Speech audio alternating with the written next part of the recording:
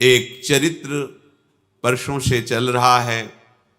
परम धर्मात्मा पुण्य श्लोक महाराज नल और उनकी पतिव्रता पत्नी दमयंती जी। कलयुग ने विचार किया हमारे राज्य में, हमारे शासन में कोई धर्मात्मा सुख प्राप्त कर सके, ये मुझे बर्दाश्त नहीं है। क्रोधावेश में आकर उसने निश्चय किया, महाराज नल को मैं ऐसी विपत्ति में फंसाऊंगा कि दुख ही दुख मिले। 12 वर्ष तक वो देखता रहा, कोई भी दोष नहीं मिला जिससे महाराज नल की बुद्धि को भ्रष्ट कर सके। एक दिन चूक हो गई, राजकार्य के चिंतन में मगन होने के कारण लघुशंका किया और अपवित्र दशा में सूर्य अर्घादि तर्पण आदि किया, तो ये दोष हो गया। इसी दोष में कलयुग उनकी बुद्धि में प्रवेश कर गया। उनके जो भ्राता, छोटे भ्राता थे पुष्कर, उनके हृदय में जाकर प्रेरित किया और जुआ खेलने के लिए उन्होंने द्यूत कीड़ा के लिए ललकारा। क्षत्रिय धर्म के अनुसार ललकार सहन करना उनके स्वभाव में नहीं होता। महाराज नल और पुष्कर की द्यूत कीड़ा हुई, सब कुछ हारते चले गए, राज्य भी हार गए, अपने शरीर के आभूषण वस्त्र भी हार गए। फिर उसने कहा दमयंती को दांव पे लगा दो। उन्होंने कहा ऐसा मैं अधर्माचरण नहीं कर सकता। तो उसने कहा सैनिकों से इनको नगर के बाहर निकाल दिया जाए, राज्य में घोषणा करवा दी, अगर कोई थोड़ा भी सत्कार जल भोजन देगा उसे प्राण दंड दिया जाएगा। भयानक विपत्ति। कुछ ही दिनों में चक्रवर्ती, राज्य भोगने वाला राजा गली का भिखारी बना दिया कलयुग ने। कोई पानी भी के लिए नहीं पूछ सकता, जिनके आगे सर झुकाते थे उनका कोई आदर नहीं। नगर से निष्कासित वन में जब भयानक, जहां सिंह, रीछ, भालू आदि नाना प्रकार के जीव जो पीड़ा पहुंचाने वाले हैं, वहां उन्होंने विचार किया कि हमारी पतिव्रता पत्नी मेरे कारण दुख को क्यों प्राप्त करे। संध्या का समय था, पास में एक खंडहर था उस जंगल में। वहां जाकर के उन्होंने कहा देखो ये मार्ग जाता है पहाड़ी के पीछे से सरोवर, फिर एक ऋषियों का आश्रम मिलेगा, वहां से फिर आप किसी भी नगर में जाकर के आप रह सकती हैं, क्योंकि मेरे ऊपर विपत्ति आई है, मुझे लगता है तुम्हें दुख नहीं भोगना चाहिए। उनका महाराज जो आपकी शरण में है, पतिव्रता है, उसका त्याग करना उचित नहीं है। उनका ये तो हमने आपको ऐसे बता दिया मार्ग, आप शयन कीजिए। वो बहुत ही दुखी थी क्योंकि राज्य छिन गया था और कई दिनों से भोजन भी नहीं मिला था, तो उनको नींद आ गई। महाराज नल उनको वहीं छोड़ करके आधा वस्त्र उनके शरीर का लेकर के जंगल में भटकने लगे। कैसे समय कटे। विपत्ति का समय बड़ा दुखदाई होता है। ये विपत्ति तभी आती है जब हम भगवान के भजन से विमुख होते हैं। अगर प्रभु का भजन चल रहा है तो कलयुग की गति नहीं है कि उसकी बुद्धि का स्पर्श कर सके। कलयुग की गति नहीं कि कोई बाधा डाल सके, क्योंकि नाम पहारू दिवस निशि, भगवान का नाम रात दिन पहरा देता है। कोई भी विपत्ति अमंगल भक्त को छू नहीं सकती। हम यही तो चाहते हैं ना, कोई ऐसा हमारी सुरक्षा करने वाला हो जो हमें सुख शांति प्रदान करे, निर्भय कर सके। वो केवल श्री भगवान हैं। ये बात सबकी समझ में नहीं आती। जहां तुम हो वहीं हैं, सब में है, तुम में है, सब समय में है तो इस समय भी है। फिर हमें भयभीत क्या होना है। जब मेरा प्रीतम मेरे समीप है तो काल का भी महाकाल है, डरने की जरूरत नहीं है। वही समस्त दुखों से हमें बचा सकता है, दूसरा नहीं। पर प्रायः इस बात का परिचय भगवत प्रेमी महात्माओं से ही मिलता है। नहीं तो अज्ञान के कारण हम केवल इतना ही समझते हैं कि हम खूब कमाएंगे और सुखी हो जाएंगे, पर यह पता नहीं कि हमारे द्वारा कैसे कैसे गंदे आचरण होते हैं, अधर्म आचरण होते हैं, जिनका फल बड़ा भयानक हो जाता है। दमयंती जी ने वहां से मार्ग में चलते हुए फिर आगे ऋषियों के दर्शन किए। ऋषियों ने उनसे कहा कि तुम चिंता मत करो, ये विपत्ति का समय भी बदलेगा, तुम्हें महाराज मिलेंगे, तुम्हारा राज्य मिलेगा। इतना कहकर वो आश्रम सहित अंतर्धान हो गए, क्योंकि वो सब दिव्य ऋषि थे, केवल संबोधन करने के लिए उनकी आंखों के सामने प्रकाशित हुए थे। वो भटकती हुई जंगल में घूम रही थी कि एक व्यापारियों के दल को देखा। व्यापारी दल में पीछे पीछे छुप के चली कि ये कहीं किसी नगर को तो जाएगा ही। एक सरोवर के समीप निर्मल जल देखकर व्यापारियों ने वहां अपना कैंप लगाया। रात्रि में जंगली हाथियों के द्वारा आक्रमण होने पर बहुत से व्यापारी नष्ट हो गए।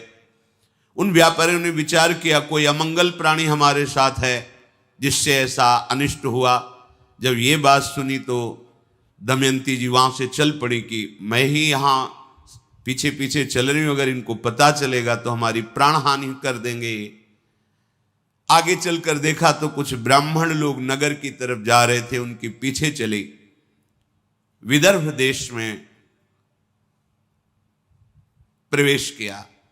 वहां की राजमाता महल से देख रही थी कि एक विक्षिप्त स्त्री जो बड़ी ही सुंदर सुशील नवयुवती है, कुछ लोग पीछे उनके लगे हुए कंकड़ मार रहे हैं, उनको लग रहा है पागल है, क्योंकि वो शोक से ऐसी व्याकुल थी। राजमाता ने कहा कि मेरा पता नहीं स्वाभाविक क्यों आकर्षण हो रहा है, इस युवती को महल में बुलाया जाए। आदर के साथ उनको जब सामने दासियों ने ला करके प्रणाम करवाया तो राजमाता ने पूछा, देखने से तुम ऐसा नहीं लगती हो कि विक्षिप्त हो या कोई विशेष परिस्थिति में फंसी हुई हो? तुम्हारा मुख कमल ऐसा अनुभव कराता है कि तुम तेजस्विनी हो और कोई देवी हो। तो उनका नहीं, महाराज नल द्यूत कीड़ा में हार चुके हैं और दमयंती सहित वन में चले गए हैं और मैं उन्हीं के महल में सुखपूर्वक निवास करती थी। ये नहीं बताया मैं दमयंती हूँ, उन्हीं की सेवा में थी। अब जब वो चले गए तो मेरा कोई आश्रय नहीं बचा।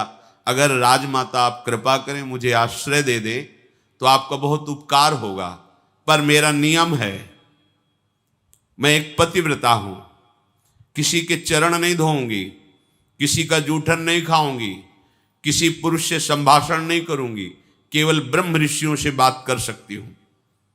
अगर इन नियमों की आप सुरक्षा कर सके तो मैं आपके यहां रह पाऊंगी। राजमाता ने स्वीकृति दे दी और कहा जैसे मेरी बेटी सुनंदा रहती है ऐसे तुम बेटी की तरह रहो, कोई भय नहीं यहां। इधर महाराज नल बड़े ही व्याकुल होकर के कि ये विपत्ति कैसे नष्ट होगी, जंगल में भ्रमण कर रहे थे। उसी समय आवाज आई, पुण्य श्लोक धर्मात्मा महाराज नल मेरी रक्षा कीजिए, रक्षा कीजिए। जिधर आवाज आ रही थी उधर वो दौड़ के गए तो देखा दावानल लगा हुआ है, जंगल में भीषण आग फैली हुई और कोई आग की ज्वाला के बीच में पुकार रहा है। इन्होंने देवताओं को प्रसन्न किया था तो अग्नि भगवान ने वरदान दिया था कि कभी अग्नि की दाहिका शक्ति तुम्हें जलाएगी नहीं, अर्थात ज्वाला में तुम चंदन की तरह शीतल होते हुए जा सकते हो। वरुण देवता ने आशीर्वाद दिया था, जहां तुम चाहोगे वहीं जल प्रकट हो जाएगा। बड़ी देवताओं की आराधना की थी तो अग्नि के प्रभाव से रहित उस ज्वाला में महाराज नल प्रवेश किए तो देखा बड़ा ही विशालकाय भयंकर करकोटक नाग कुंडली मारे बैठा हुआ है। नाग ने कहा महाराज मुझे बचा लीजिए, मैं चल नहीं पा रहा हूं क्योंकि मुझे देवर्षि नारद का शाप हो गया है। मैंने उपहास कर दिया देवर्षि नारद का। संतों का उपहास करना पुण्य नाशक होता है। उस दिन से मैं जड़ की तरह यहीं पड़ा हूं। अब ये दावानल लग गया, मैं एक कदम भी नहीं चल सकता। मैंने देवर्षि से प्रार्थना की थी कि मुझे क्षमा कर दो, तो उन्होंने कहा था जब महाराज नल तुम्हें दर्शन देंगे तो उसी समय तुम हमारे शाप से मुक्त हो जाओगे। तो आप मुझे उठा करके यहां से बाहर कीजिए, मैं शाप मुक्त भी हो जाऊंगा और तुम्हारा मंगल करूंगा। मैं सबसे तेजस्वी नाग, सबसे बड़ा जहरीला, मेरा नाम करकोटक है। महाराज नल ने कहा तुम इतने भयंकर विशाल कायों में तुम्हें कैसे उठा सकता हूं?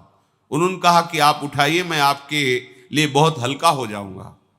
गोद में उठाकर जब बाहर किया रखने लगे तो उन्होंने कहा नहीं, पहले तुम अपने कदम गिनो फिर रखो, जब मैं रोक दूं तब रुक जाना। तो 1 2 3 4 5 6 7 8 9 10, जे भी 10 बुलाते हुए उन्होंने डस लिया। महाराज नल ने कहा धोखा क्यों किया तुमने? तुम कहते थे तुम्हारा कल्याण करेंगे, हमने तुम्हारी प्राण रक्षा की और तुमने हमें डस लिया। बोले मैं तेजस्वी नाग हूं, मेरा प्रभाव विष का संकल्प के अनुसार होता है। तुम्हारे शरीर पर बिल्कुल प्रभाव नहीं पड़ेगा जहर का। तुम्हारे अंदर बैठा हुआ जो कलयुग है वो जलेगा, उसके अंग अंग में मेरा जहर जाएगा और वो बड़ी शीघ्रता से तुम्हारे शरीर का त्याग करेगा और उसके त्याग करते ही तुम्हारी बुद्धि शुद्ध हो जाएगी और सारी संपत्ति प्राप्त हो जाएगी। ये कलयुग तुम्हें महान दुख दे रहा है।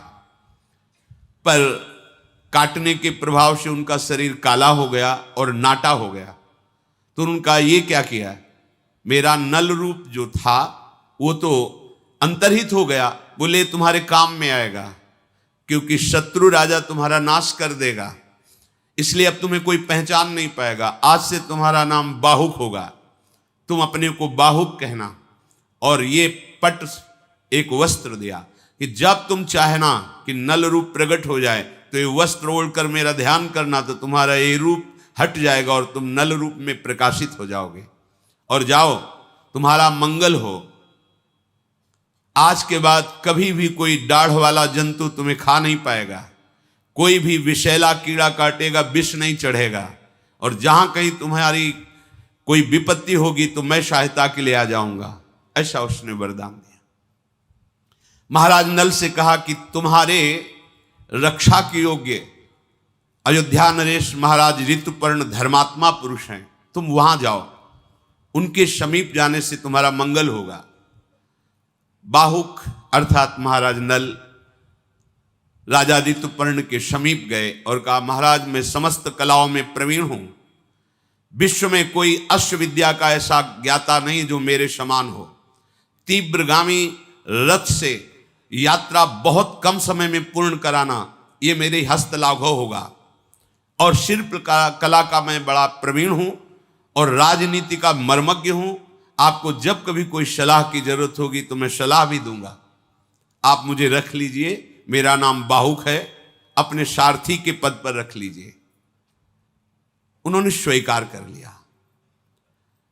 महाराज नल जिस समय जुआ खेल रहे थे तो दमयंती ने देख लिया था कि अब इनकी बुद्धि अपवित्र हो गई है, इसलिए अपने कुमारी और कुमार इंद्रसेन और इंद्रसेनी को अपने पिता के पास भेज दिया था मायके, और अपने सारथी जो महाराज नल के सारथी थे उनका नाम वार्ष्णे था, उनसे कहा था कि तुम रथ और घोड़े और हमारी पुत्र पुत्री को पिता के पास छोड़कर वहां से चले जाना, और जहां तुम अच्छा समझना वहां रुकना जब तक हमारा समय न बदले, और जब समय बदल जाए तो तुम पुनः अपने सारथी पद पर आकर विराजमान हो जाना। तो वो संयोग से वहां ऋतुपर्ण के यहां ही सेवा में थे। जब वार्ष्णे ने देखा कि इसकी बात और इसके गुण और इसका आभास तो मेरे महाराज नल जैसा है लेकिन रूप नहीं है, संकुचित हो गए और अपने साथ रख लिया, क्योंकि वो भी घोड़ों की ही सेवा में थे और इनको सारथी पद मिला था।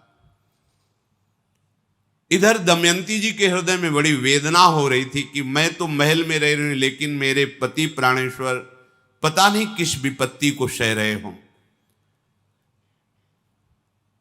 महाराज भीम दमयंती के पिता थे। जब कुमार कुमारी वहां छोड़े गए तो उनको पता चला परिस्थिति का, तो उन्होंने शास्त्रों ब्राह्मणों को बुलाया और दक्षिणा देकर कहा कि आप दिशाओं में जाइए और सब जगह खोज कीजिए, अगर नल दमयंती का पता आप लगा लेते हैं तो आपको कई हजार गौवें, स्वर्ण मुद्राएं और नगर ये आपकी सेवा में हम समर्पित करेंगे। ब्राह्मणों ने खोज की। एक ब्राह्मण ने ये सूचना पाई कि यहां राजमाता के यहां कोई नवीन युवती आई हुई है। अब वो कौन है ये मुझे पता नहीं। गुप्तचरों द्वारा उस ब्राह्मण ने जब ऐसा सुना तो महल में प्रवेश किया। ब्रह्म ऋषियों को महल में कोई रोक टोक नहीं होती थी, किसी भी राजा के महल में जा सकते हैं। वहां जाकर राजमाता से कहा, तुम्हारे यहां कोई नवयुवती दासी आई हुई है, हम दर्शन करना चाहते हैं। जब देखा तो बचपन से उन्हें देख रहे थे दमयंती को, क्योंकि वहीं राज दरबार के पुरोहित थे। देखते ही उन्होंने कहा, बेटा तुम अपने मस्तक को धोइए, क्योंकि मस्तक में इनके एक दिव्य चिन्ह था जो बचपन से वो पहचानते थे। जेवी धोया तो ये समझ गए दमयंती है। राजमाता से कहा, ये कोई दासी या शैलेंद्री नहीं है, ये महाराज पुण्य श्लोक नल की पत्नी महारानी दमयंती हैं, और ये भीम राजकुमारी हैं जो बड़े पराक्रम से युक्त है। ये तुम्हारा सौभाग्य है जो दमयंती जी तुम्हारे यहां सेवा में रहे। ये परिचय प्राप्त करके वो तो बहुत प्रसन्न हुई कि हमारा अत्यंत सौभाग्य है, और मुझे पता है कि दमयंती तो मेरी बहन की ही पुत्री निकली, मेरे द्वारा कोई त्रुटि नहीं हुई, अर्थात दासी की तरह हमने व्यवहार नहीं किया। ये बड़ा कृपा रही जो हमारी बुद्धि ऐसी रही। अब बेटा तुम बिल्कुल निश्चिंत रहो, ये महल तुम्हारा, संपत्ति तुम्हारी। उन्होंने कहा, नहीं, अब हमें अपने पिता के पास जाना है, क्योंकि मुझे महाराज नल की खोज करनी है। ब्राह्मण के साथ पिता के पास पहुंचे। पिता ने उन्हें बड़ा आदर सत्कार किया। दमयंती जी ने अपनी माता के समीप जाकर अपने हृदय की बात कही और कहा कि हम चाहते हैं कि कुछ गुप्त रूप से ब्राह्मण भेजे जाएं, जिनको मैं इस श्लोक सिखाऊंगी, और हर सभा में, हर नगर में जाके इस श्लोक का गायन करें। ब्राह्मण जन जाकर सभा में या नगर की गलियों में वो इस श्लोक गाते। जब कोई उत्तर नहीं मिलता तो और नगर में चले जाते। ऐसे ही ब्राह्मण अयोध्या पहुंचे और ऋतुपर्ण की सभा में जब इस श्लोक गाया तो वहीं बैठे हुए बाहुक रूप में महाराज नल थे। सभा से बाहर निकले और एकांत में उस ब्राह्मण से मिले, उस श्लोक का उत्तर दिया। दमयंती ने कहा था, जो शब्द बोले जाएं वैसे ही शब्द हमारे सामने कहा जाए, मिलावट ना की जाए। संदेश वाहक को इतना चतुर होना चाहिए कि शब्दों में अपनी मिलावट नहीं होनी चाहिए, नहीं भाव बदल जाएगा। जो संदेश दिया जाए, जिन शब्दों से दिया जाए, ठीक केवल उतना ही शब्द बोलना चाहिए। अपनी मिलावट की तो फिर भाव बदल जाएगा। इसलिए ब्राह्मणों से कहा था, जैसे शब्द बोले जाएं वही बोलना आके। ब्राह्मण लोग आए और बताया दमयंती से कि राज चिन्ह तो कोई नहीं दिखाई दे रहा था। वो महाराज ऋतुपर्ण के सारथी हैं, काला शरीर है, नाटा स्वरूप है, पर उन्होंने उत्तर में आपके श्लोक का यही दिया था कि कोई भी पतिव्रता पत्नी अपने पति पर दोष नहीं करती। ऐसी परिस्थिति थी दुखद, उस दुखद परिस्थिति में तुम दुख ना भोगो, इसलिए उसने तुम्हारा त्याग किया था। देख लो, वो तुम्हारे जीने के लिए, अन्न प्राप्त करने के लिए अपने अधो वस्त्र को भी स्वर्ण पंखों से युक्त पक्षियों को पकड़ने की चेष्टा की, तो वो पंख धारण करने वाले पक्षी वो कपड़ा भी लेकर उड़ गए। ये बात केवल महाराज नल जानते थे। दमयंती जी ने कहा, निश्चित महाराज नल ही हैं, दूसरा कोई नहीं, पर रूप क्यों नहीं है ये मुझे पता नहीं, क्योंकि ये हमारे और महाराज नल के बीच का संवाद केवल महाराज नल जानते हैं। दमयंती ने अपनी माता से कहा, मैं एक गुप्त कार्य करना चाहती हूं जिसे महाराज पिता भीमसेन भी ना जान पाए और कोई नगर का एक भी नागरिक ना जान पाए। माता ने सहयोग दिया। दमयंती जी ने कुछ ब्राह्मणों को भेजा कि केवल महाराज अयोध्या नरेश ऋतुपर्ण से जाकर कहो कि दमयंती ने वरण करने के लिए दूसरा स्वयंवर रचा है। बहुत से राजा और राजकुमार आए हैं, आपका भी निमंत्रण है, पर वो बड़ी शीघ्रता से स्वयंवर रचा है, इसलिए समय नहीं है, सुबह ही स्वयंवर है, ऐसा बोलना जाके। ब्राह्मणों ने ऐसा ही किया। ऋतुपर्ण जी ने दमयंती का स्वरूप, सौंदर्य, महिमा सुनी थी। उन्होंने कहा कि कोई हमें सुबह तक पहुंचा ही नहीं पाएगा, 100 योजन अयोध्या से दूर है, कैसे कुंडनपुर में हमें सुबह तक कोई पहुंचा सकता है। तो सारथी बाहुक ने कहा, सुबह तो बहुत समय होता है महाराज, मैं संध्या होते होते आपको पहुंचा दूंगा। तो उनका बातें बनाने से नहीं होता। बहुत बड़ी यात्रा है, 400 कोस दूर, 100 योजन का मतलब 400 कोस दूर, और रथ से इतने कम समय में पहुंचा देना। उनका महाराज मेरी यही अश्व विद्या है, तो उनका तुम शीघ्र घोड़े छांट कर लाओ और मैं तैयारी करता हूं, स्वयंवर में मैं दमयंती के सम्मिलित होना चाहता हूं। 4 ऐसे मरे से घोड़े छांट के लाए। उनका तुम्हारा दिमाग खराब है, ये घोड़े कहीं एक नगर से दूसरे नगर में नहीं जा सकते हो, तुम इतनी लंबी यात्रा। बोले हम पर विश्वास है, तो तुम्हारे राज परिवार के घोड़ों में ऐसे घोड़े हैं ही नहीं, जैसे ये बलवान घोड़े हैं, तुम्हें निर्बल दिखाई देते हैं। आप आइए और रथ पर विराजिए। जे ही रथ पर वो विराजे, घोड़ों ने घुटने टेक दिया। उनको लगा कमजोरी के कारण। उन्होंने कहा देखो, जब मैं बैठा तो ये घोड़े घुटने टेक दिए, ये यात्रा करेंगे। बोले महाराज अब ये भूमि को प्रणाम करके भूमि का स्पर्श भी नहीं करेंगे, ये वायु वेग से चलने वाले घोड़े हैं और मैं इनकी परीक्षा करके इनको जांच करके लाया हूं। ऐसा ही किया, रथ पर विराजमान हुए, चल पड़े। अचानक वो दुपट्टा संभाल नहीं पाए, गिरा। उन्होंने कहा हमारा दुपट्टा गिर गया है, रुको। तो उनका महाराज पता है कितने कोस आप आगे निकल चुके? आपका दुपट्टा गिरा और आप बोले इतने में कई योजन हम आगे निकल चुके हैं, इतनी तीव्र गति रथ की। तो उनका आश्चर्य है तुम्हारी अश्व विद्या को, पर मेरी भी विद्या आप समझ लीजिए, मैं गणित विद्या में पूरे विश्व में नंबर 1 में हूं। तो उनका महाराज कहना अलग बात होता है, प्रमाण दीजिए। ऐसे चलते हुए कहा, यह बहेड़े का वृक्ष है, इसमें जितने ऊपर पत्ते लगे हुए हैं उससे 102 पत्ते नीचे ज्यादा गिरे हुए हैं। एक डाल में इतने फल, इतने पत्ते, इतने पुष्प हैं। रथ रोक दिया और कहा मैं गणना करके ही प्रमाणित मानूंगा। तो उनका अगर इसकी गणना में लगोगे तो स्वयंवर में नहीं पहुंच। बोले आप निश्चिंत रहिए। देखा एक डाल काट करके जितने पत्ते बोले थे उतने ही पत्ते, उतने ही फल, उतने ही पुष्प। उनका महाराज आपकी गणित लाजवाब है। तो उनका गणित ही नहीं, मैं द्यूत कीड़ा का भी महारथी हूं, मैं तुम्हें द्यूत कीड़ा भी बताऊंगा और तुम मुझे अश्व विद्या बता देना। इतने में कलयुग शरीर से बाहर निकला और महाराज नल को प्रणाम किया और कहा आप क्षमा कर दीजिए, मैं करकोटक के विष से जलते हुए अब नहीं रह सकता, इसलिए मैं निकला हूं। अगर तुम क्षमा कर दोगे तो विष का शमन हो जाएगा, और मैं ये वचन देता हूं कि जो तुम्हारे चरित्र को सुनेगा मैं कभी उसको कोई दुख विपत्ति नहीं दूंगा। कलयुग ने ऐसा कहा। महाराज नल ने कि हमारे प्रारब्ध का ही विधान था, इसमें तुम्हारा क्या दोष। कलयुग बहेड़े के वृक्ष में समा गया और वो रथ हाँक करके कुंडनपुर पहुंचे। वहां देखा तो कोई स्वयंवर का कहीं कोई चिन्ह भी नहीं, कोई राजा नहीं, कोई राजकुमार नहीं, कोई हलचल नहीं। तो ऋतुपर्ण बड़े ही विद्वान राजा थे।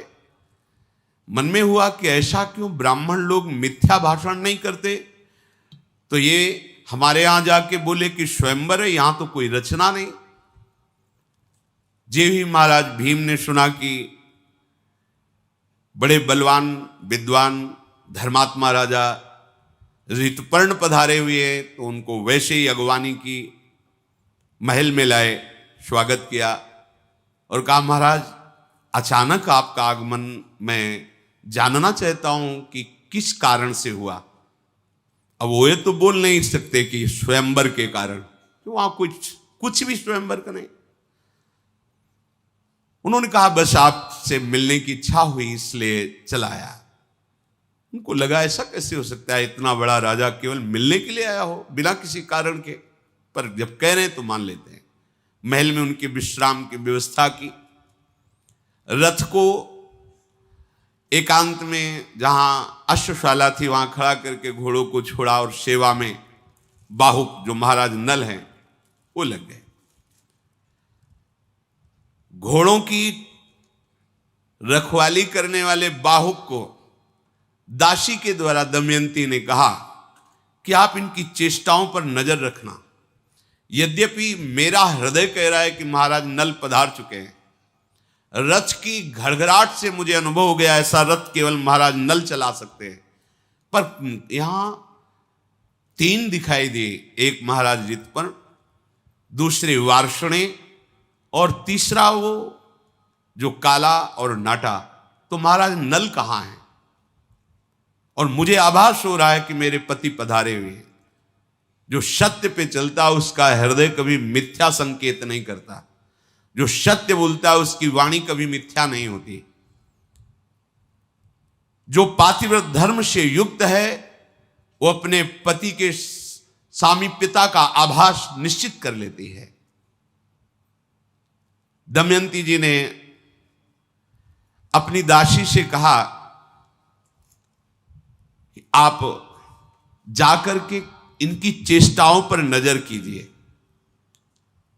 ये महाराज ऋतुपर्ण के सारथी के रूप में जो है, क्या मेरे महाराज नल हैं? पर महाराज नल तो बड़े तेजस्वी, गौरांग बदन और ये काले रंग के। विश्वास मेरा कहता है ये महाराज नल है, पर प्रमाण कहता है कि नल नहीं है। मुझे प्रमाण चाहिए। दमयंती बोली दासी से, केशनी तुम मेरा एक काम करो, ये छोटी छोटी बाहों वाले जो कुरूप रथवाहक हैं इनके निकट जाओ और मैं जैसे शब्द बोल रही हूं वही बोलना। मधुर वाणी से पूछना तुम्हारा कुशल है। साथ ही उनके नेत्रों को देखना, उनकी चेष्टाओं को देखना। और फिर मुझे मेरी जो शंका है कि मेरे महाराज नल हैं पर बाहरी प्रमाण नहीं है, फिर मैं जैसा विचार करूं फिर वैसा तुम करना। इनके सामने एक बात कहना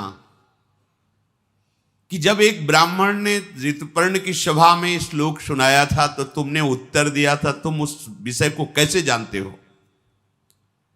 वो दूती बड़ी सावधानी से गई और बाहुक को प्रणाम करके बोली, तुम्हारा कुशल हो, तुम स्वस्थ हो, तुम्हें यात्रा में कोई विघ्न तो नहीं हुआ? मैं आपको देखकर बहुत प्रसन्न हूं, पर हमारी जो स्वामिनी है दमयंती, वो जानना चाहती कि जब ब्राह्मण ने अयोध्या में श्लोक गायन किया और आपने उत्तर दिया, आप उसको कैसे जानते हैं? आपने उत्तर क्यों दिया और उस उत्तर के रहस्य को आप कैसे जानते हैं? और जब स्वयंवर की बात हुई तो आप इतनी शीघ्र यहां आ गए, ऐसी अश्वविद्या आपको कहां से प्राप्त हुई? या तो महाराज नल में है या महाराज नल जिसको शिक्षा दे दें उसमें है। आप इन 2 बातों का उत्तर दीजिए। बाहुक बोले, वो वार्ष्णेय हैं जो महाराज नल के सारथी हैं और उनको तो जानती अयोध्या नरेश हैं और मैं उनका सारथी हूं। मैं अश्वविद्या में महाराज नल से बिल्कुल कम नहीं हूं, सारथी के कार्य में बड़ा निपुण हूं। मैं ये नहीं बता सकता कि मुझे विद्या कहां से प्राप्त हुई है, पर मैं महाराज नल से कम नहीं हूं। मुझे वेतन देकर ऋतुपर्ण ने अपनी सेवा में रखा है।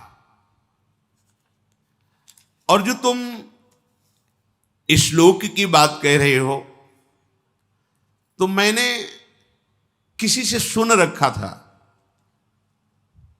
इसलिए मैंने उत्तर दे दिया। क्योंकि कोई पतिव्रता पत्नी को क्यों त्यागेगा जब तक वो भारी विपत्ति में नहीं होगा? भारी विपत्ति में भी उसके सुख को निमित्त बना करके त्यागा होगा, इसलिए मैंने वो श्लोक गान कर दिया। वो आकर के दमयंती से बोली कि आपने जो प्रश्न किया था उसका उत्तर ऐसा उन्होंने दिया है। हृदय में बहुत वो जल रही कि अभी कोई हमें संकेत नहीं मिल रहा कि हमारे महाराज नल हैं, पर मेरा हृदय कहता है कि मेरे महाराज नल हैं। कहा एक बार जाओ और कहो क्या उस पुरुष का एक कर्तव्य था कि जो प्राणपण से समर्पित शरणागत हो उसका त्याग कर दे किसी भी विधान से।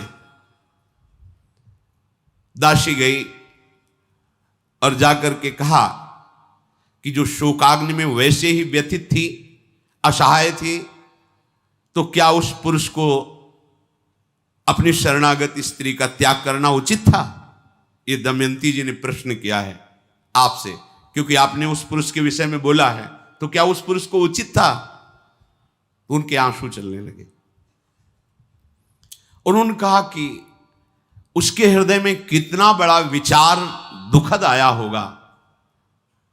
वो किंकर्तव्य विमूढ़ हो गया था, उसके ऊपर कलयुग का प्रभाव था। कई कारणों से उन्होंने अपनी प्रिय पत्नी का त्याग किया, ना कि क्रोध से, ना कि दोष दृष्टि से। जिसके वस्त्र अपहरण कर लिए गए, जिसका राज्य अपहरण कर लिया गया, जो भटक रहा है, दुखद परिस्थिति में, वो अपनी पत्नी को कैसे दुख देने की बात सोच सकता है?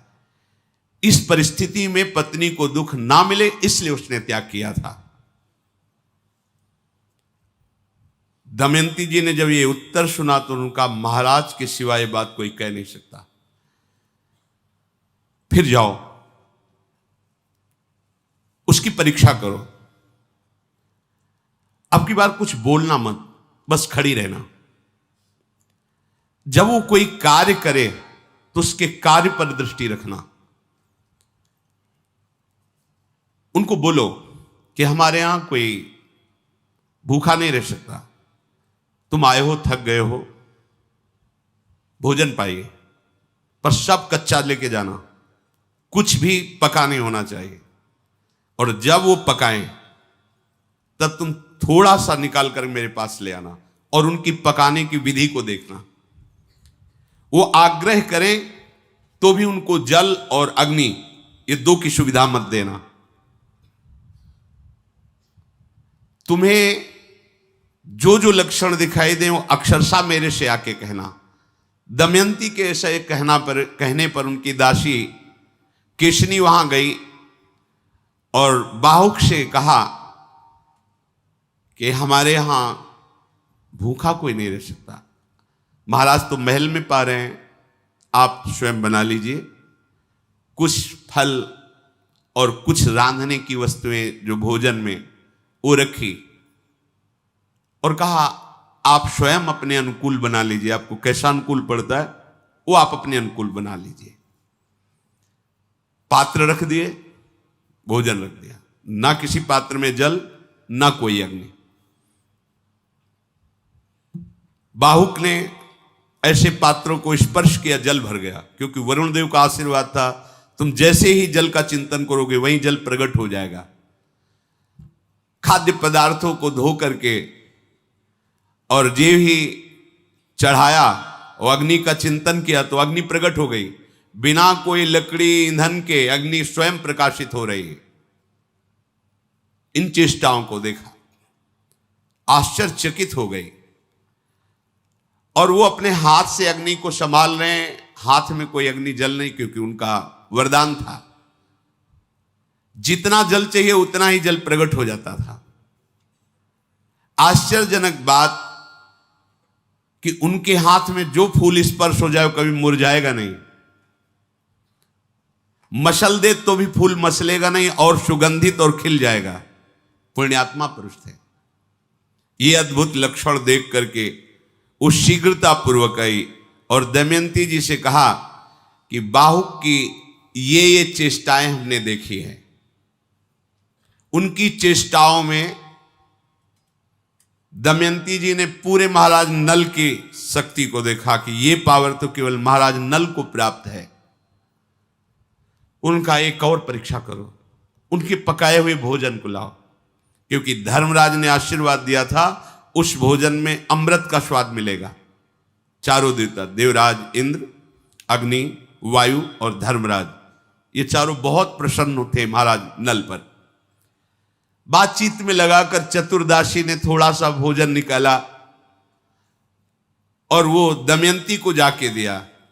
दमयंती ने जे ही पाया उनका पक्का पक्का ये महाराज नल हैं। अब मुझे पूर्ण विश्वास हो गया, कोई संशय नहीं, ये महाराज नल हैं। और वो व्याकुल होकर के रोने लगे। किसने से कहा है इंद्रसेनी और इंद्रसेन कुमार कुमारी को ले जाओ, उनके समीप जाओ, देखो उन बच्चों के साथ कैसी चेष्टा करते हैं। इंद्रसेना और इंद्रसेनी को जो ही समीप ले गए, महाराज नल जो बाहुक रूप में थे, कई वर्षों बाद अपने बच्चों को दौड़ पड़े, दोनों बच्चों से लिपट करके बहुत जोर जोर से रोने लगे। फिर एकदम सावधान हुए और दासी से कहा, बड़े प्यारे बच्चे हैं, मैं अपने बच्चों से बिलग हूं, इसलिए इन बच्चों को देखकर मुझे अपने बच्चों का प्यार आ गया, इसलिए दुलार किया। देखो तुम बार बार यहां मत आओ, बच्चों को ले जाओ और यहां मत आओ, कहीं कोई शंका न कर ले, अब दोबारा यहां मत आना। वो बच्चों को लेकर चली गई और पूरा वैसे बताया कि महाराज ऐसी ऐसी चेष्टा करके रोने लगे थे। महाराज नल जो बाहुक रूप में हैं, दमयंती ने अब निश्चय किया कि अब मैं दर्शन करूंगी, अब कोई संशय नहीं, मेरे महाराज नल ही हैं। मां से कहा, मां ये जो बाहुक सारथी है, अब संदेह नहीं, मैंने परीक्षा करके देख लिया है, मेरे पति महाराज नल हैं, सारे लक्षण महाराज नल के हैं, केवल रूप नहीं है, इसलिए मैं स्वयं जाकर के देखना चाहती हूं, पर जब तक आपकी आज्ञा नहीं होगी तब तक मैं ना उनके पास जा सकती हूं ना उनको बुला सकती हूं। आप आज्ञा कीजिए, मैं जाऊं या आप बुला दीजिए उनको महल में। दमयंती के ऐसा कहने पर महारानी ने विदर्भ नरेश भीम को यह सूचना दी कि आपका आदेश मिले तो महल में उनको बुला लिया जाए। उनका आदेश हो गया। महाराज नल को राजभवन के भीतर महल में लाया गया। दमयंती ने राजा नल के नेत्रों में सब छुप सकता है लेकिन नेत्र नहीं छुप सकते, नेत्र से भाव प्रकट हो जाते हैं। कोई भी कैसा भी, अगर चोर भी है और आप सही नेत्रों में नेत्र मिलाए तो नेत्र बता देंगे। उनके नेत्रों में, प्रेमी है तो नेत्र से पता चल जाएगा, द्वेषी है तो नेत्र से, छल कपट है तो नेत्र, सब छुपा सकते हो, नेत्र नहीं छुपा सकते, पर नेत्र पहचानने की योग्यता हो तब। दमयंती जी ने जे ही नेत्र मिलाए, महाराज नल के नेत्रों से आंसू बहने लगे। दमयंती जी ने कहा, ऐसा कोई धर्मज्ञ पुरुष नहीं है जो अपनी प्रिया को अकेले में दुखद परिस्थिति में छोड़कर चला जाए। केवल एक ऐसे महाराज नल ही हैं जो अचेत अवस्था में अपने प्रति पूर्ण अनुराग रखने वाली पतिव्रता पत्नी का त्याग करके चले गए। मैंने कभी जीवन में मिथ्या नहीं बोला, स्वप्न में भी किसी पुरुष का चिंतन नहीं किया, आज तक कभी एक अपराध नहीं किया। दमयंती कैसी देवियां होती थी, और मैंने स्वयं उनका वर्ण किया है, फिर उनका क्या कर्तव्य है कि वो हमें त्याग दें। दमयंती जी ऐसी बातें कह रही हैं, महाराज नल की आंखों से अश्रु बह रहे हैं। दमयंती उत्तर दीजिए। तो उनका, तुम्हें पता चल ही गया है कि मैं हूं, मुझे पता चल गया है कि तुम जान गई हो कि मैं हूं। तो आप देखो, राज्य नष्ट हो गया, सारी विपत्तियां थी। अगर उस समय कलयुग मेरी बुद्धि में बैठा था और मैं तुम्हें त्याग ना देता तो पता नहीं कौन से संकट में तुम फंस जाती, इसलिए मैंने तुम्हारा त्याग किया था। मैंने धर्म से चल करके, तपस्या के द्वारा कष्ट सह करके कलयुग को परास्त कर दिया है। अब हमारे दुखों का अंत हो गया है। ये पापी कलयुग जिसकी भी बुद्धि में बैठ जाता है उसका सर्वनाश कर देता है। इसने मेरा सर्वनाश कर दिया। मैंने तो कुछ किसी का बिगाड़ा नहीं, पर ये बैठ करके हमारा ये युग धर्म का प्रभाव है। एक ही उपाय है जिससे इसके प्रवाह से आप बच सकते हो, ये बहा के ले जाएगा। कलयुग केवल नाम आधारा, सुमिर सुमिर नर उतरहि पारा। यदि नाम जप करोगे तो तुम्हें कलयुग का प्रभाव परास्त नहीं कर पाएगा। ये अपने प्रवाह में प्रवाहित, मान लीजिए बड़ी दुर्गति होती है, ये तो जीवन की बात है, मरने के बाद जो गति होती है, आप उसको ये मत समझिए कि नहीं नहीं कोई नरक नहीं, कोई गति दुर्गति नहीं होती, तुम्हारे कहने से नहीं होगा। यहां तुम अपराध करते हो तो जेल मिलती है ना, पहले तुम्हारी पिटाई होगी, फिर तुम्हारा मुकदमा चलेगा, फिर सजा सुनाई जाएगी, आजीवन कष्ट भोगोगे, एक गलती का फल आजीवन। तो जैसे कहा जाता है कि हजारों वर्ष तुम्हें नरक भोगना पड़ेगा, आपको लगता है अरे ये तो बातें केवल बना रहे हैं, तो गलती तो तुमने एक की थी, आजीवन कारावास क्यों मिला? तो सोचो, यहां एक गलती अगर साबित हो गई हिंसात्मक, व्यभिचारात्मक, तो उसका परिणाम आपको जीवन भर क्लेश भोगना पड़ता है। तो क्या तुम जो पापाचरण कर रहे हो इसका परिणाम तुम्हें नरक नहीं भोगना पड़ेगा? तुम्हारे ना कहने से थोड़ी हो जाएगा, समझो, तुम्हारे ना कहने से हो जाएगा। अरे कोई राजकीय कानून नहीं है, जो मन आए सो करो करो। जब फंस जाओगे, प्रमाणित हो जाओगे, तो तुम्हें खुद पता चलेगा। तो सत्संग के द्वारा, शास्त्र श्रवण के द्वारा अपने लोग जान रहे हैं कि भयानक वेदना, दंड दिया जाता है नरक में अगर हम ऐसे ऐसे आचरण करेंगे, और ये आचरण करवाने में समर्थ है कलयुग, इसका प्रभाव है। बच सकते हो तो केवल भगवान नाम से। इसीलिए चीख चीख के कहते हैं कि शाप साधनों को करने की सामर्थ्य अब नहीं रह गई कि आप तपस्या करो, आप जितेंद्रिय हो करके प्राणायाम करके और समाधि भाव, न शरीरों में ताकत रहेगी, न आहार में ताकत रहेगी, न बुद्धि में ताकत रहेगी। एक बात सबको ही कर सकता है, बच्चा हो, बूढ़ा हो, कोई पढ़ा लिखा हो ना हो, जो जहां जैसे भी, राधा राधा राधा राधा।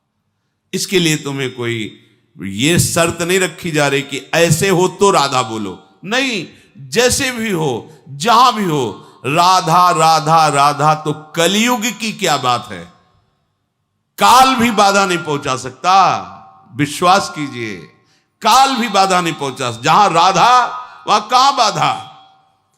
और नहीं चाहे जितने शुभ कर्म कर लो, बख्शेगा नहीं कलयुग। देखो ये शुभ कर्म करने वाले पुण्य श्लोक महाराज नल का चरित्र इसीलिए गान करके कहा कि तुम कितना पुण्यात्मा होगे, इन जैसे महापुरुषों जैसे थोड़ी होगे।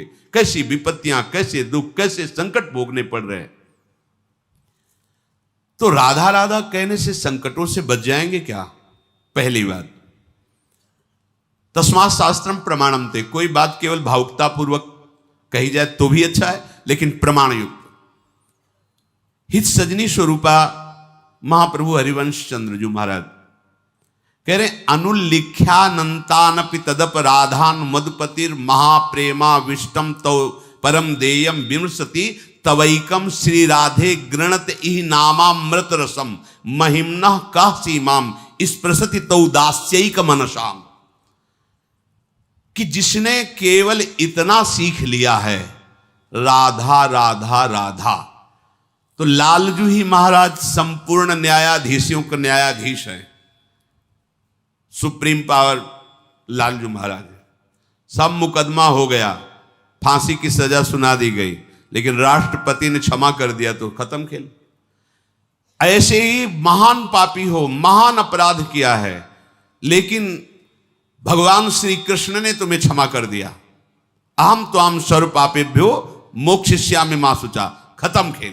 तो हित सजनी स्वरूपा हरिवंश महाप्रभु कह रहे, अनुल्लिख्यानंतानपि तदपराधान मधुपतिर। चूक की बात नहीं कह रहे, अपराध की बात कह रहे। कितने बोले? अनंत।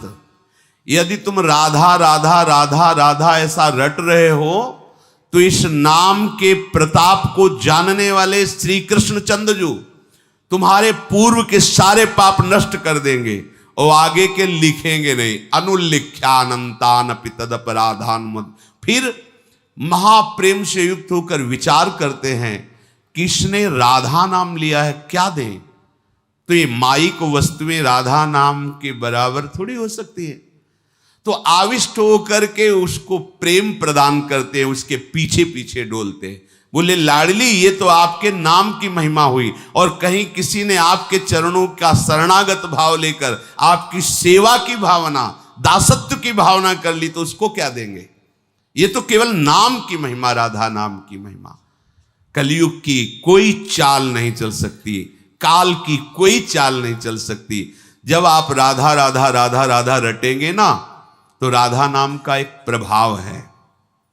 जैसे हमारी राधा किशोरी का स्वभाव है, ने कहूं न रिस कहूं भूल हूं न होत सके, ऐसे एक प्रभाव है राधा नाम का। प्रगटित प्रेम प्रकाशम सकल जंतु शिशिरीकृत चित्तम गत कल तिमिर समूहम निर्मल अकलंक उदित जग चंद्रम। कलयुग की कोई भी चाल राधा नाम जापक के ऊपर नहीं प्रभाव डाल पाएगी। और प्रगटित प्रेम प्रकाशम, हृदय में प्रेम को प्रकाशित कर देगा। ऐसा ज्ञान का चंद्रमा शीतलता प्रदान करते हुए उदय होगा, कोई भी अज्ञान की आकर्षणकारी मायामयी वृत्तियां आपको परास्त नहीं कर पाएंगी। विशद चंद्र तारा तने शीतल किरण प्रकाश अमृत सींचत मम हृदय सुखमय आनंद रास। सुखमय आनंद रास सकल जन शोक हर समुझ आए शरण ते डरत ना काल डर। दियो दान तिन भय द्वंद दुख सब घटे नित नित नव नव प्रेम कर्म बंधन कटे। कटे कर्म बंधन संसारी सुख सागर पूरी तति भारी। विधि निषेध श्रृंखला छुड़ावे निज आलय बन आन बसावे। ओ आलय बन बसत संग पारस के आयस कनक समान भयम। मांगो मन मनसी दास अपनी करी पूरन काम सदा हृदयम। हो गई बात, श्री जी के पास पहुंच गए।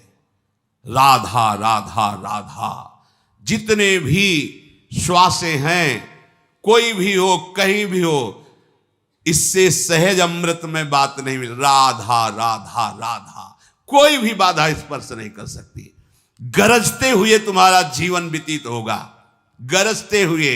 हरिवंश भरोसे भय निडर और नित गरजत हरिवंश बल, ये बल प्रकट हो जाएगा तुम्हारा। हा हरि रा राधा वा वृंदावन सा सहचरी। नहीं तो अभी तो 5000 के ऊपर ही कुछ वर्ष में, मतलब अभी घुटने के बल भी कलयुग नहीं चल रहा। 4,32,000 वर्ष की आयु है। जवानी में इसके क्या होगा? अभी तो बच्चा भी ऐसा बच्चा है कि अभी घुटने के बल भी सही ढंग। 4,32,000 में तो अभी 32,000 वाला भी नहीं पूरा हुआ। 4,32,000 वर्ष की आयु है, अभी तो 5,000 कुछ वर्ष हुए होंगे कलयुग को लगे हुए।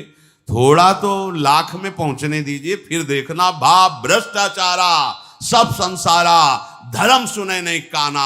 कलिकाल बिहाल किए मनुजा नहीं माने को अनुजा तनुजा। आने तो दो, ये मत सोचो कि अगला जन्म होगा तो हम भजन करके सिद्ध हो जाएंगे। बिना भजनानंदी सिद्ध महापुरुषों के आश्रय के भजन होता ही नहीं। भजन कोई छोटी मोटी बात नहीं। और कलिकाल का जैसा प्रचंड रूप बढ़ता चला जाएगा, ये सब अपने को नहीं मिलेगा। जो भगवत साधन चाहिए, ना आहार मिलेगा, ना संग मिलेगा, ना ऐसे महापुरुषों का सानिध्य, हम कैसे चल पाएंगे? अभी अवसर है, निकल चलो। ये बुद्धि को भ्रष्ट करने वाला कलयुग यहाँ का सम्राट है। अगर बच सकते हो तो केवल भगवान नाम से, दूसरा कोई उपाय नहीं, कोई उपाय नहीं। जगह जगह वर्णन किया गया। कृतयुगे ध्यायते विष्णुम त्रेतायाम यजतई मखई द्वापरई परिचर्यायाम कलौ तद्धरि कीर्तनात्। अन्य युगों में ध्यान की महिमा, पूजा सेवा की, यज्ञ की महिमा, लेकिन कलयुग में एक ही बात केवल बचा सकती, नाम जप। नाम, दूसरा नाम जप करो, नाम कीर्तन करो, नाम गुणगान करो। महाराज नल ने कहा दमयंती जी से कि मैंने अपने उद्योग से, तपस्या से कलयुग को परास्त कर दिया, अब हमारे दुखों का अंत ही है, ऐसा समझो। आप हमें क्षमा करना। कोई भी प्रेमी अपने प्रीतम पर क्रोध नहीं करता, उसकी चेष्टाओं में दोष दर्शन नहीं करता। अर्थात आप हम पे दोष मत देखो कि हमने तुम्हारा त्याग किया है, तुम्हारे सुख के लिए तुम्हारा त्याग किया है। ये जो तुमने पूरे देश में फैलाया कि तुम दूसरा स्वयंवर करना चाहते हो, ये बात मुझे नहीं पची, महाराज नल ने कहा।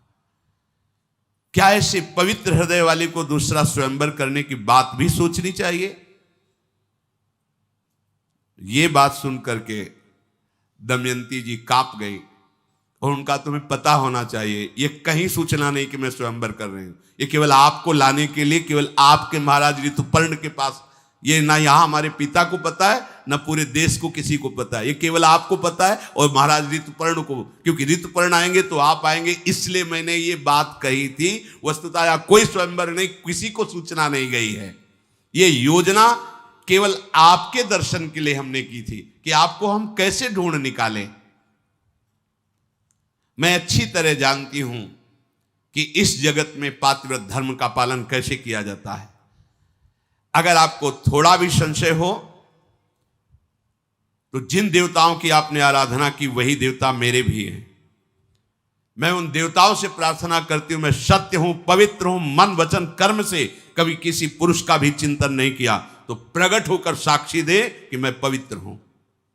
जे ही ऐसा कहा तो त्रिलोकी में विशेष शक्तिशाली 3 देवता, वायु देवता, सूर्य देवता, चंद्र देवता प्रकाशित हुए और उन्होंने कहा कि एक एक शब्द परम पवित्र है दमयंती का, कहीं इनके मन में, वचन में, कर्म में, तीनों में अन्य भाव नहीं। उत्तम के बस असमन माही, सपन हुआन पुरुष। कैसी मर्यादा, कैसे सतित्व, कैसा पातिव्रत धर्म। इसीलिए सारी सिद्धियां प्राप्त हो जाती हैं। जो एक यति को गति होती वही एक सती की होती है। एक महात्मा कश्यप नाम के थे, वो तपस्या कर रहे थे, तो एक वृक्ष के नीचे बैठे ध्यानस्थ थे, तो एक बगुली ऊपर से बीट कर दिया तो उनके माथे पे गिरा। वो बड़ी गुस्सा आई, ऐसे देखा वो बगुली भस्म हो गई, गिरी और जल गई। वो लगा पावर आ गया हम में, उठे और चल पड़े। ये पावर नहीं संतों का, नहीं, कोई भूल ना करे।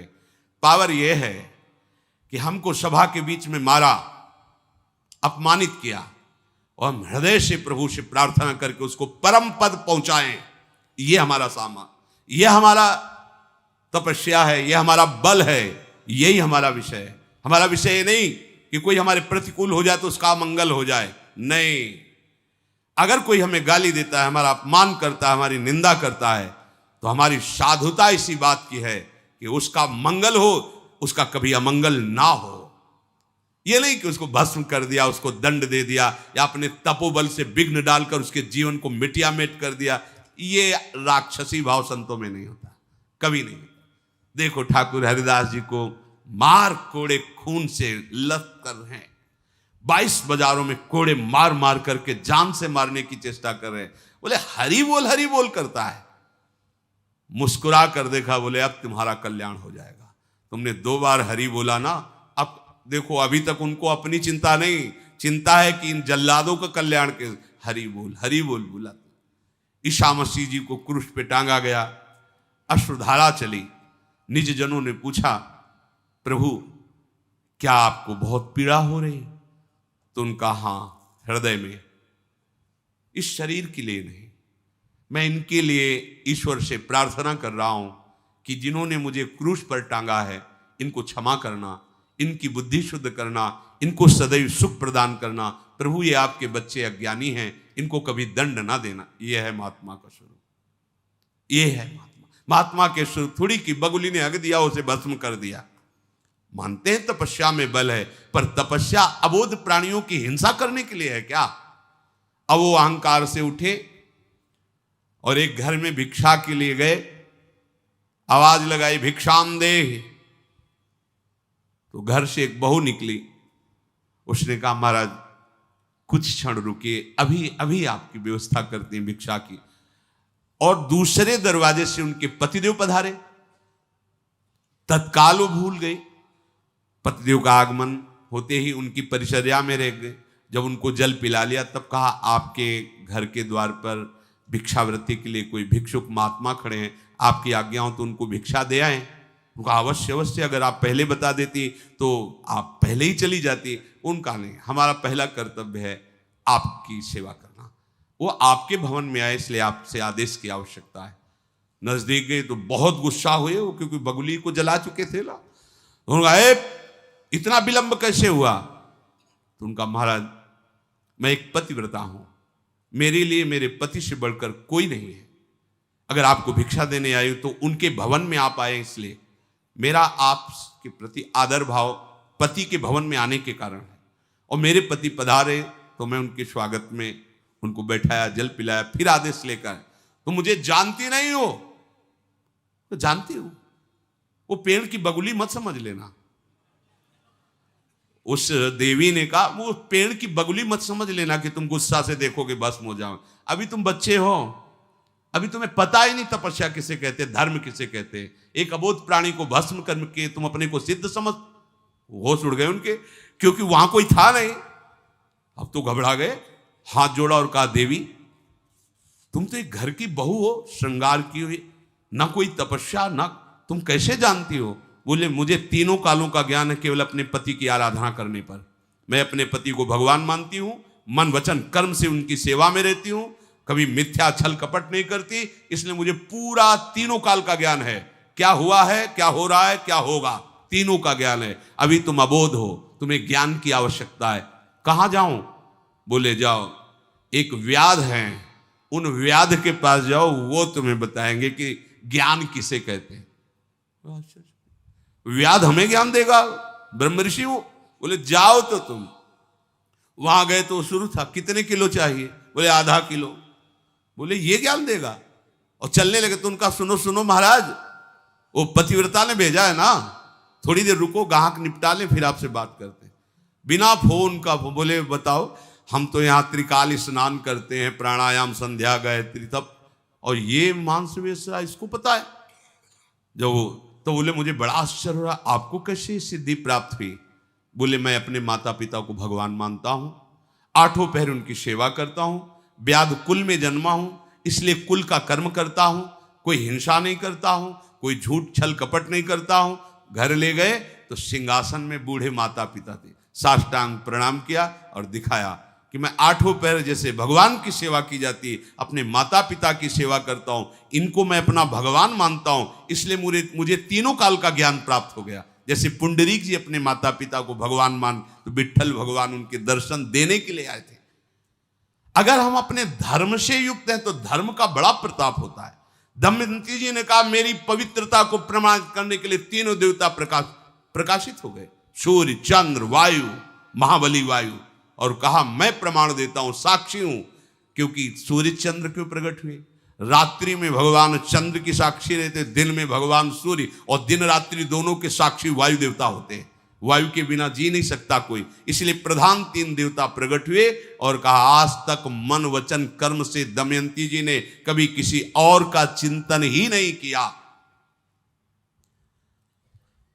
अंतरिक्ष लोक में वायु देवता, चंद्र देवता और सूर्य देवता ने कहा कि दमयंती पूर्ण निष्पाप है, जीवन में कभी पापाचरण नहीं।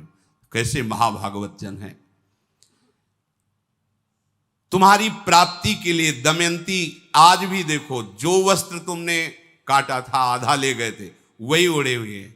जल से केवल पवित्र हो जाती थी, कभी उट्टन लगा के स्नान नहीं किया, कभी श्रृंगार नहीं किया, कभी आभूषण धारण नहीं किए।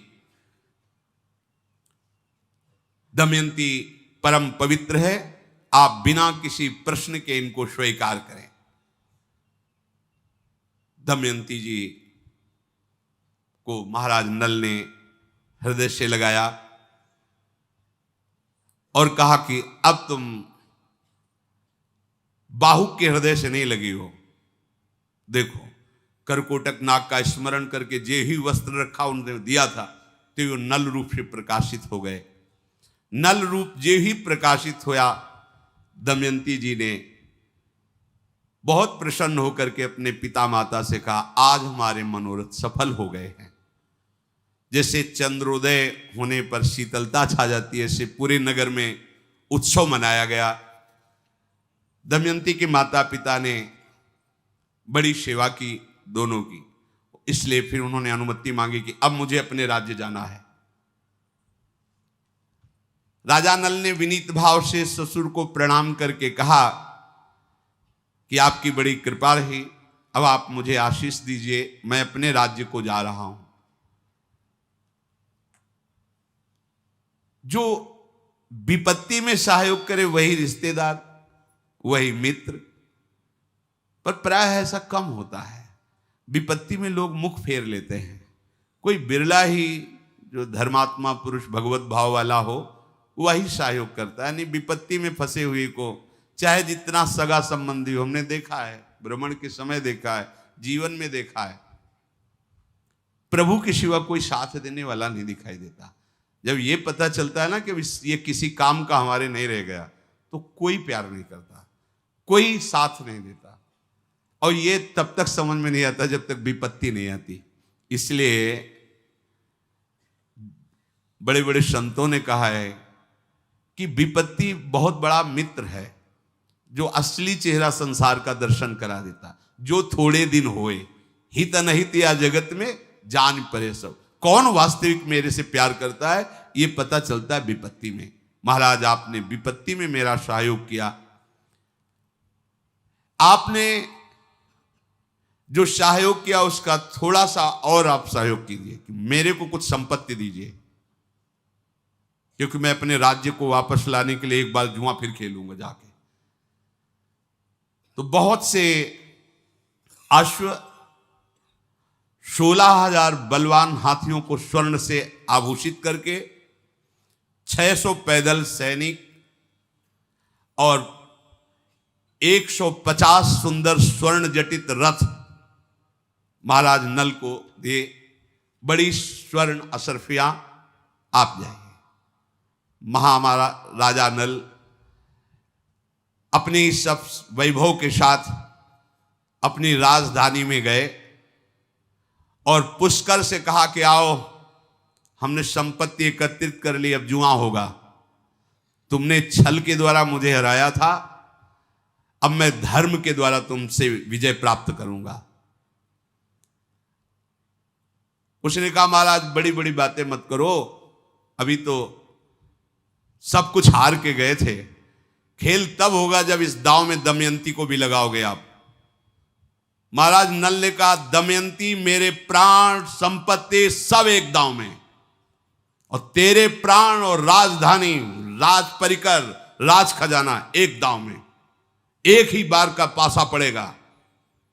मैं अपने प्राणों सहित दमयंती, पूरा वैभव तुम्हारा, चाहे मार देना या सुरक्षित रखना ये तुम्हारे ऊपर बात। तुम्हारे प्राण, तुम्हारा राज्य, खजाना, ये सब मेरा, एक दांव, जो जीते। अब तो पूरी सभा में जो दबे हुए महाराज नल के वफादार जन थे, सब हां खेलना पड़ेगा इसे, क्योंकि ये धर्म कहता हुआ है कि जो हारा है वो कभी भी आकर ललकारे तो उसको दांव देना चाहिए, खेल खेलना चाहिए। ये धर्म का विषय है। पुष्कर, आओ तुम अब हमारे सामने। अगर तुम द्वित कीड़ा नहीं खेलना चाहते तो आओ, तुम्हारे द्वंद्व युद्ध होगा। जो विजयी होगा वो सब संपत्ति का अधिकारी बनेगा। उसने कहा महाराज तो तैयार कर लो दमयंती को हमारी दासी बनाने के लिए, क्योंकि वो देख चुका था कि सब कुछ जीत चुके हैं।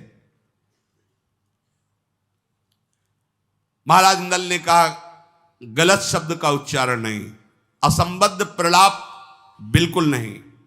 पहले आप दांव खेलिए, जुआ प्रारंभ कीजिए। व्यर्थ का समय नष्ट करने पर हो सकता हम तुम्हें दंड दे दें। अगर हार गए तो एक शब्द नहीं बोलूंगा, हमारे प्राण ले लेना, दमयंती ले लेना, पूरा वैभव ले लेना। कलयुग की चाल में पुष्कर ने विजय प्राप्त की थी। वस्तुतः महाराज नल से किसी भी तरह वो विजय प्राप्त नहीं कर सकते थे। जो ही एक दाव रखा गया पासे महाराज नल की तरफ, एक ही दाव में था, दोबारा नहीं खेलना था। अब तो पूरा राज्य खजाना। महाराज नल ने कहा बोलो, तुमने छल कपट करके हमें इतना दुख दिया था, अब क्या करें, तुम्हारा क्या करें। वो चरणों पे गिर के कि आखिरकार बड़े भाई हो, तुम्हारा मन हो प्राण ले लो, तुम्हारा मन हो जीवन दो। उनका नहीं, आधी संपत्ति तुम्हारी, जाओ।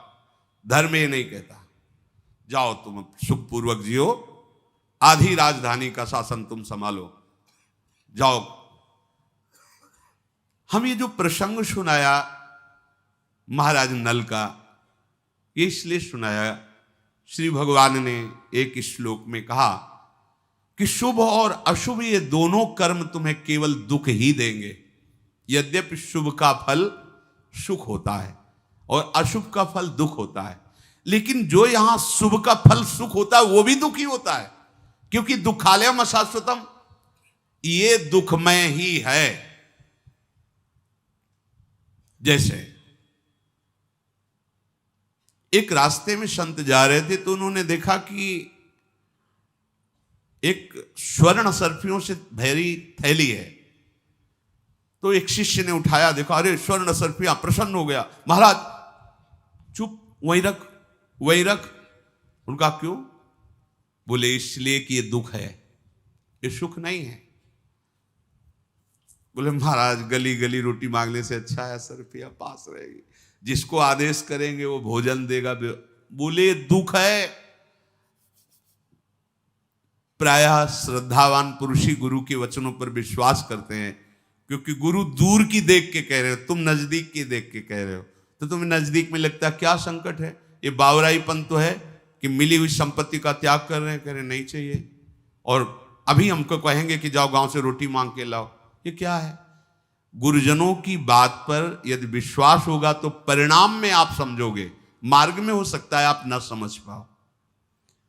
उन्होंने शिष्य से कहा तुम देखना चाहते हो कैसी विपत्ति है ये, कैसा दुख है ये?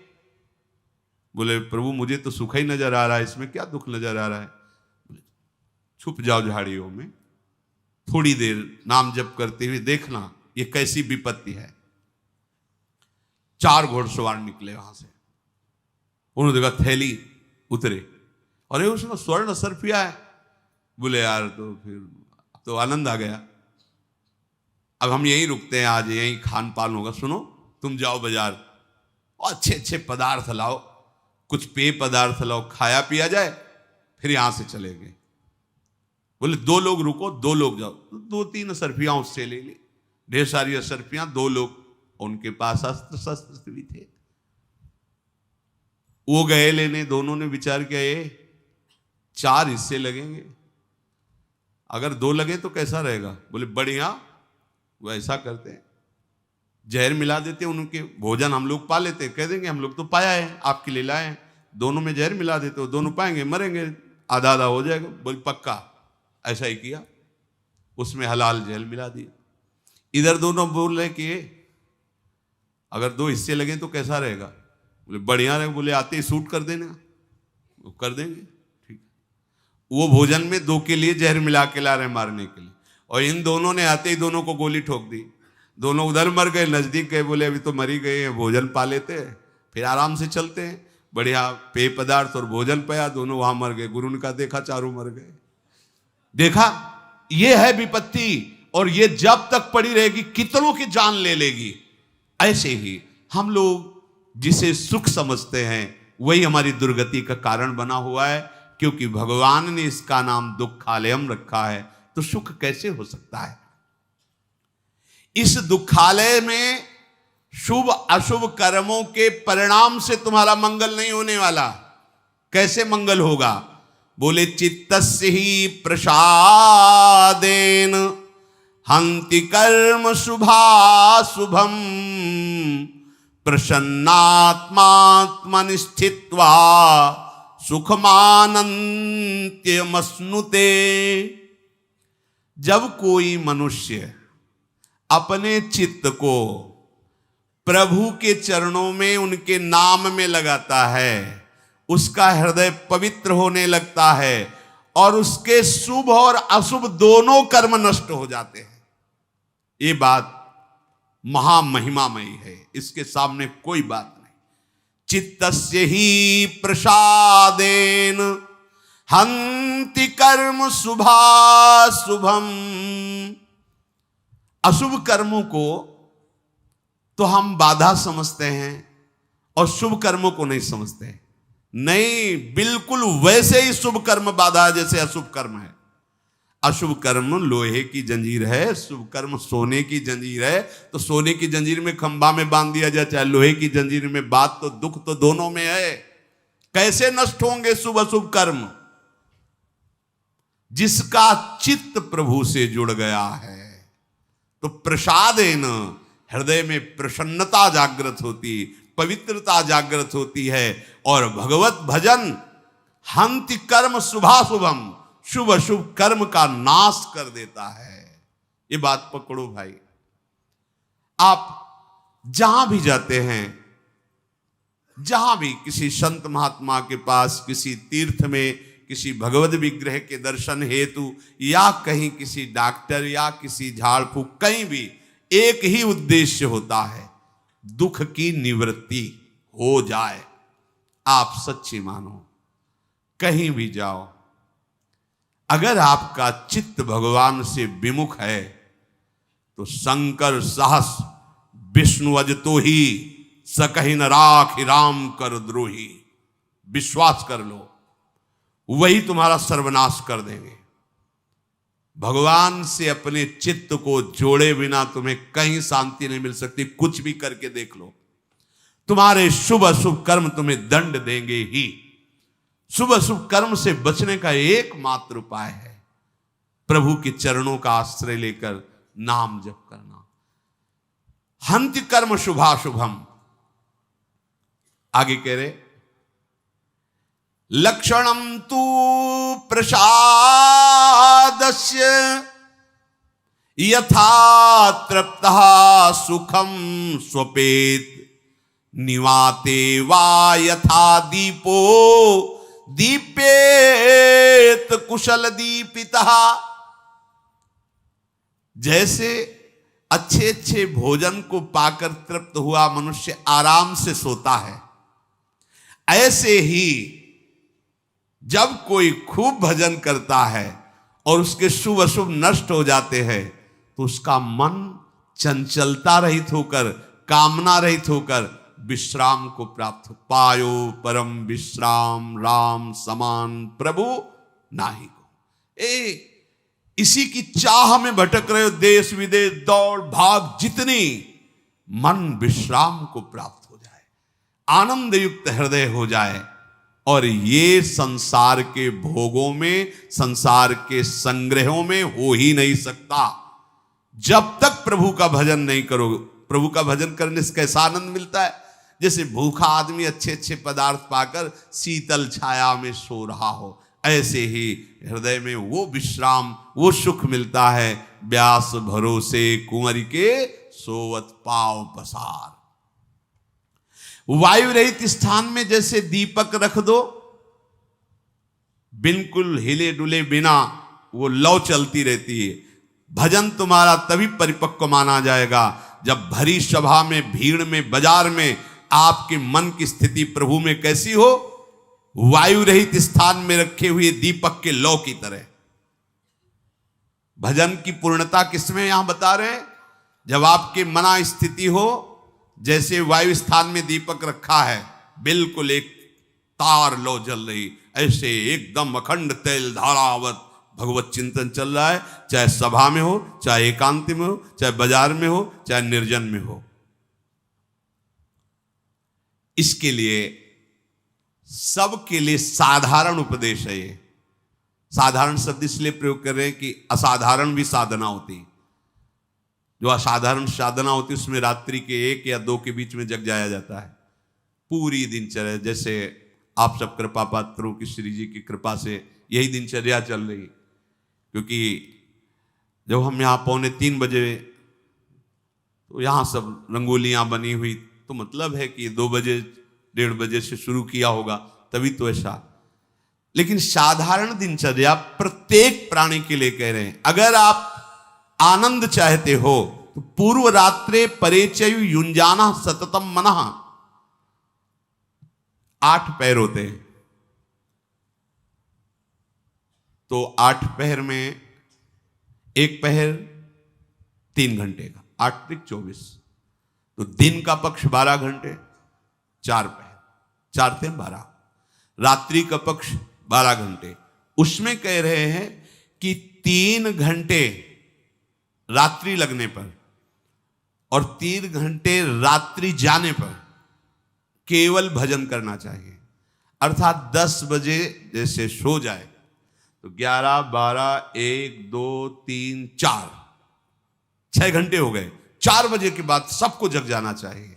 जो संसार 4 बजे के, यहां 4, 4:15 तो सत्संग शुरू होता है, 4 बजे सबको जग जाना चाहिए। अगर आप 4 बजे नहीं जगते, सूर्य उदय हो जाता है, आप सो रहे हैं, तो आपकी बुद्धि नष्ट होगी, आपकी आयु नष्ट होगी, अकाल मृत्यु होने की संभावना रहेगी, शरीर रोग ग्रसित होगा और दरिद्रता आपका पीछा नहीं छोड़ेगी। चाहे जितना रुपया कमा लो, तुम्हारा हृदय दरिद्र रहेगा। भावना में तुम, कामना में दरिद्र ही रहोगे। जैसे इतना मिला तो और इतना और इतना, कभी शांति नहीं मिलेगी। ये भागवतिक सिद्धांत है। ब्रह्म मुहूर्त प्रातःकालीन 4 बजे सबको उठ जाना चाहिए। और जो निरंतर भजन करना चाहता, लघ्वाहारो विशुद्धात्मा, भोजन उतना पाना चाहिए कि भोजन पाने के बाद अगर आप खड़े हो तो आपको ये नहीं लगना चाहिए कि पेट में वजन पहुंच गया है। लघ्वाहार हो, थोड़ा आहार, क्योंकि अगर ज्यादा आहार पा लोगे तो भजन में वृत्ति नहीं रहेगी। रोज पाना है यार, जिंदगी भर पाना है, थोड़ा थोड़ा पाओ और खूब भजन करो। जिसका भोजन नीरस, शब्द याद कर लो, उसका भजन सरस, और जिसका भोजन सरस उसका भजन नीरस। ये महापुरुषों के वाक्य है, आप खुद अनुभव करके देख लेना। यहां तक खट्टी डकारे आ रही, फिर शाम के पाला है, तो फायदा क्या हुआ यार? पाले का तो मतलब भजन बने। लघ्वाहार हो। और विशुद्धात्मा, आपको अपने चित्त का मार्जन करना, पोछा लगाना है। चित्त में क्या कूड़ा करकट होता है? राग, द्वेष, कामना, ये सब कूड़ा करकट है। देखो, उपासक को इतनी सामर्थ्य रखनी चाहिए कि जैसे कल किसी ने हमें गाली दी, अपमान किया, और आज फिर उसके दर्शन हो, तो आपको भूल जाना चाहिए कि कल इसने गाली दी थी। राधे श्याम, राधे श्याम। सब लगे ये क्या खोपड़ी है इसकी, कल तो गाली दिया था, आज उसको कोई फर्क नहीं, तो तुम्हारी साधना ठीक है। जगत ग्रीवा ऐसे नहीं झुका देता, इसलिए झुकाता है कि जहां हम फेल है वहां तुम पास हो। ये बात, संत का स्वभाव, साधक की महिमा इस बात में नहीं कि अपने तप का प्रयोग, अपनी पवित्रता का प्रयोग दूसरों को दुख देने के लिए करे। जैसे प्यार भरी मां अपने बच्चे को कभी कष्ट दे ही नहीं सकती, ऐसे साधुते होए न कारज हानि। बच्चा भले गुस्सा में आके मां के बाल नोचे और मां को पीटने की भी कोशिश करे, पर मां के दिल से अगर यंत्र लगा के देखो तो उस बच्चे को उस समय भी आशीर्वाद ही दे रही होगी। भगवान तुम्हारा मंगल करें। ऐसी अनंत माताओं जैसा प्यार गुरुदेव संतों के हृदय में होता है। देखो ना कैसे कैसी पीड़ाएं दी गई संतों को, पर उन्होंने यही मनाया तुम्हारा मंगल हो। तो आप अपने जीवन को सुखद बनाने के लिए और जीवन के परिणाम को महासुखद बनाने के लिए भगवान श्री हरि के चरणों का आश्रय लेकर निरंतर भजन करने का अभ्यास करें। भगवान मंगल भवन है, सबका मंगल करेंगे, सबके दुखों को मिटाएंगे, सबके संकटों को मिटाएंगे। एकमात्र वही ऐसी सामर्थ्य रखते हैं, दूसरा कोई नहीं। श्री राधा वल्लभ लाल की।